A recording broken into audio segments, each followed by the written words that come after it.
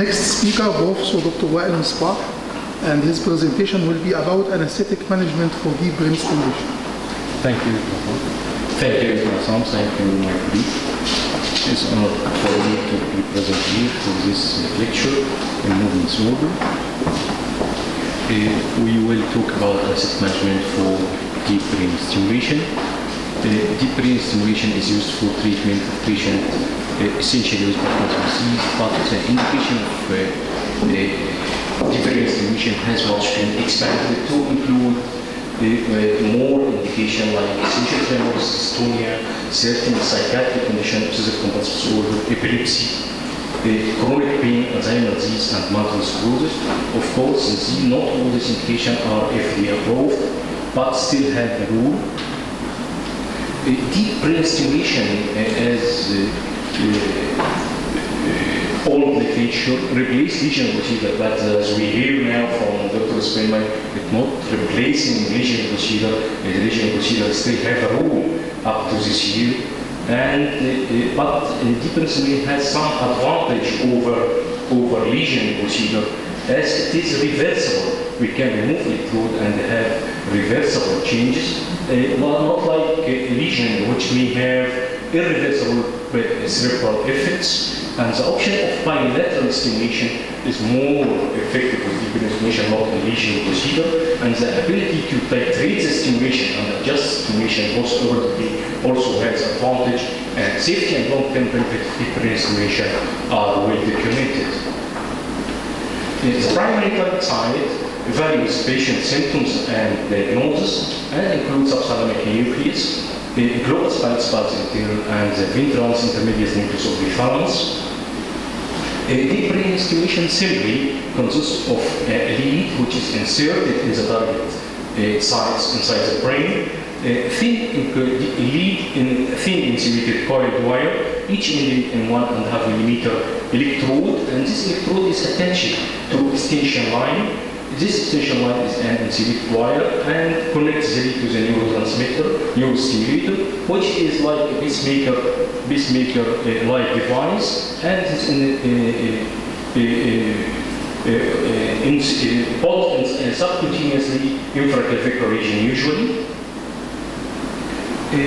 Surgical technique in brief, deep brain stimulation involves two procedures: placement of the electrodes into the specific area, the target area inside the brain, and the internalization of the leads to the programmable impulse generator. The whole process may be completed on one day or in two-stage procedures, maybe 1 week apart. The methods to localize the specific target for electrode placement include frame-based imaging, which is stereotactic frame, which improves the results for this process, and electrophysiologic guidance, which is called micro-electrode recording and mapping intraoperatively, and microstimulation testing of an awake patient. This is an anesthetic challenge, is to help make patient comfortable, sedated, and able to be respond to stimulation tests. Also, another challenge is the effect of anesthetic drugs on micro-electrode recording. When sedation or general anesthesia is used, propofol is the most frequently used anesthetic, and successful micro-electrode recording have been made from different lung sites using propofol. This success rate to do this stimulation tests with propofol due to its rapid reversible effect of propofol, which about 8 minutes, and the patient can be fully conscious.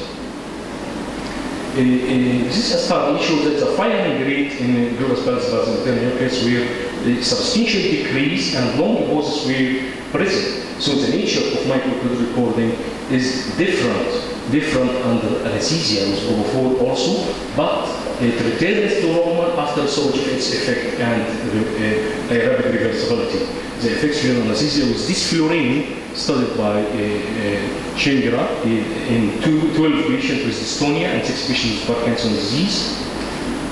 There were no differences between awake and anesthetic patient with respect to global spinal internal nuclei firing rate for dystonia group, but was a significant decrease in nuclei, globus pars internal nuclei firing rate in Parkinson group. Thus, there was a difference in neuronal firing rate between patients with dystonia and Parkinson's disease, and the effect of anesthesia may be more pronounced in Parkinson's disease.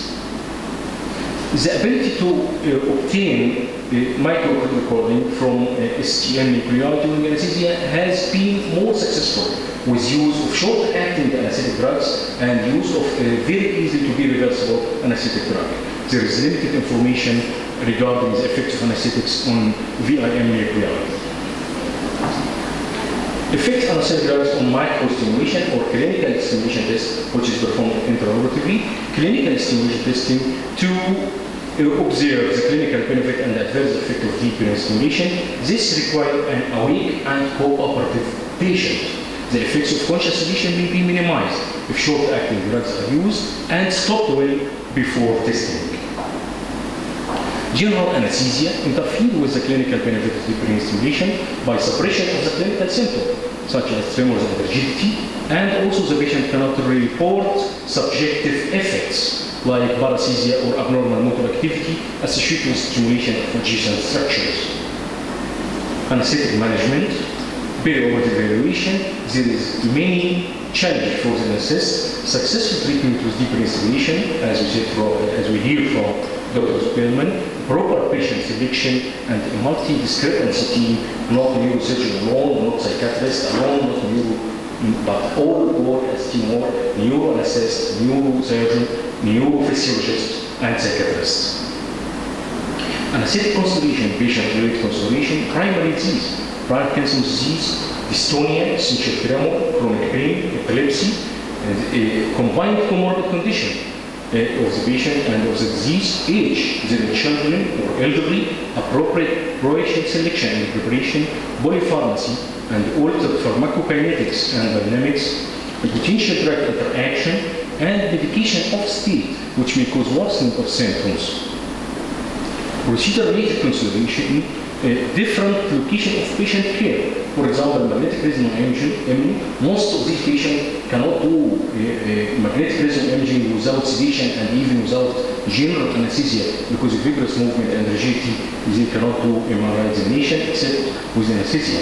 Use of stereotactic frame and the potential risk for difficult airway access, especially when using traditional stereotactic frame which has no removable anterior parts.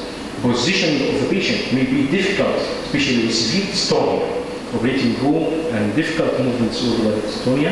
Semisitting position, and there is a risk of venous air embolism and hypovolemia. Blood pressure control, especially which is poor control blood pressure, may lead to intracerebral hemorrhage and complicates the procedure. Micro-electrode recording, and as effects may impair the micro-electrode recording if there is incomplete reversibility of the anesthetic drugs used. Microstimulation tests need awake and cooperative patient. Long duration of the procedure, there is patient fatigue and discomfort.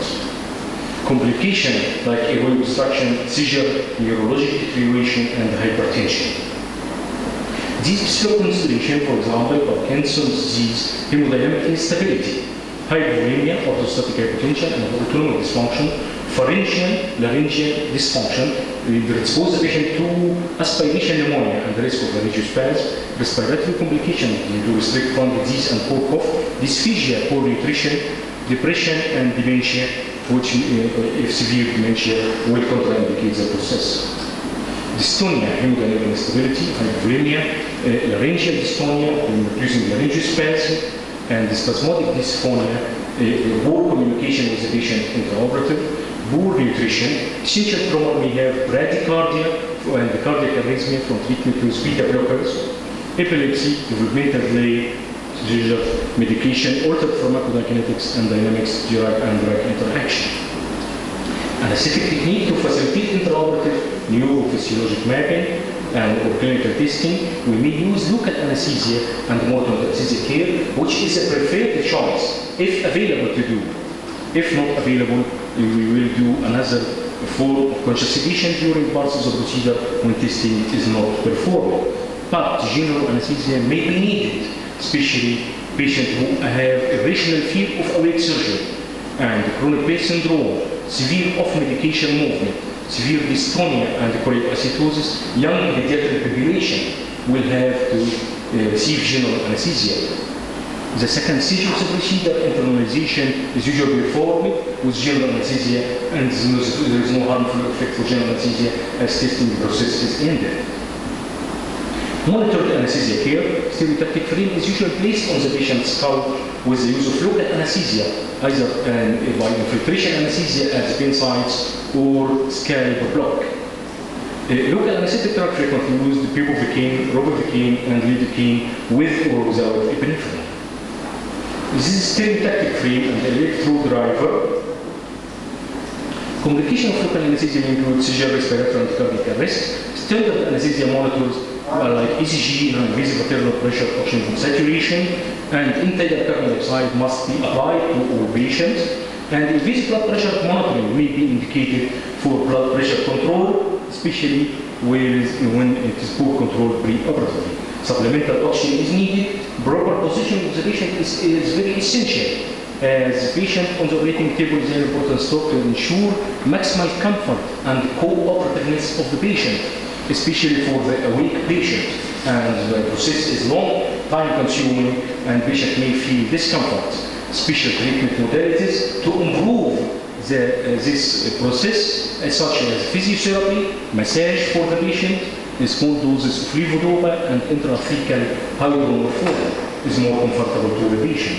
The head and neck should be positioned with some degree of flexion at the cervical spine and extension at the atlantooccipital, what's called sniffing position, to prevent airway obstruction inside the procedure, especially when the patient receives sedation, as when heavy sedation will cause the body of the patient to be dragged by its weight, causing airway obstruction, which may complicate the process, leading to cyanosis and emergency, when we may be obligated to remove the stereotactic frame. The legs should be flexed and supported under the knee to maintain stability when the head and the back are elevated to the sitting position.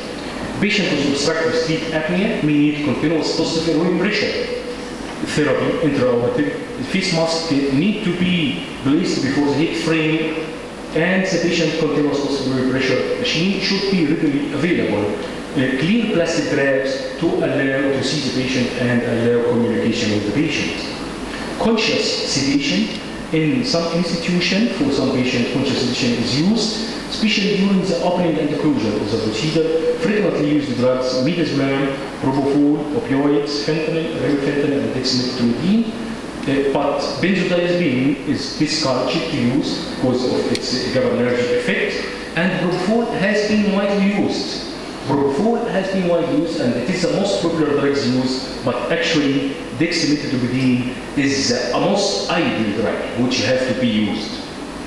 The main infusion rate of propofol reported in literature about 50 micrograms per kg per minute, and the optimal condition for MER or stimulation testing can be obtained with the use of conscious sedation as long as short-acting drug and stopped before recording. Retrospective analysis of AAA technique, which is called asleep technique, using propofol and remifentanil, found adequate condition obtained in 98% of patients with median walk time of 9 minutes. Low dose infusion rate of dexmedetomidine, 0.3 to 0.6 microgram per kg per hour, may be a better choice due to non-gamma aminobutyric acid mediated mechanism of action and allowing MER, hemodynamic stability, and analgesic properties. Dexmedetomidine, a central acting alpha-2 agonist that offers sedation, anxiolysis, and help maintain hemodynamic stability. Dexmedetomidine has an anesthetic sparing effect and minimal respiratory depression for the patient. Patient can also be awakened easily by vertical stimulation after administration of dexmedetomidine. Cerebral effect including neuroprotective characteristics, and this is particularly valuable when awake patient is required for neurocognitive testing. It may be used as a sole agent or adjunct drug. General anesthesia provide higher level of acceptance for deep brain stimulation by some patients and the possible enlargement of the group to include pediatric population. Intraoperative mapping and stimulation will be difficult under general anesthesia.